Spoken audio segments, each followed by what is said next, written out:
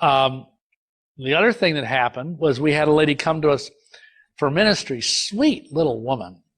Her husband was, or ex-husband, I should say, was a Mormon bishop who lived right up the mountain from where we lived. This is so funny. He lived on Cougar Mountain.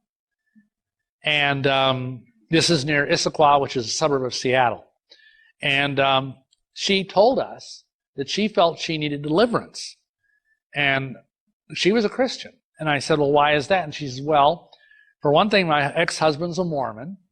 But for another thing, the last time we had sex, he had dragged me down the stairs by my feet to the basement of our home, pushed a door, a button, and a secret part of the basement opened up. There was this satanic altar in there.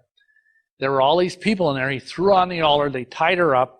And he turned right before our eyes into a werewolf. He was, by the way, this guy was an airline pilot by profession. So just think, next time you're flying, your pilot might be a werewolf. Anyway, and he proceeded to rape her as a werewolf. And she had the scars to prove it. And she felt that because of something that profoundly evil, she needed deliverance, more so than just from being married to some typical Mormon guy. And she lived in mortal fear of this guy. In fact, she wouldn't come. We were working out of Saints Alive Ministry at that time, Saints Alive in Jesus. And at that time, it had a little parsonage right at the foot of this Cougar Mountain. And she wouldn't even come that near. We had to go to a church in Redmond, Washington, which is like probably 10, 15 miles from there, in order to minister to her. She wouldn't get that because she was so terrified of this ex-husband. And I could see why.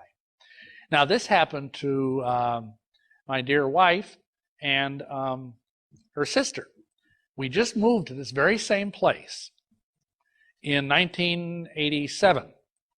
And I was going to become a full-time minister with this. It was an evangelistic organization to witness to Mormons. And I had gone to a conference in Utah to speak. And so my wife and her sister were there.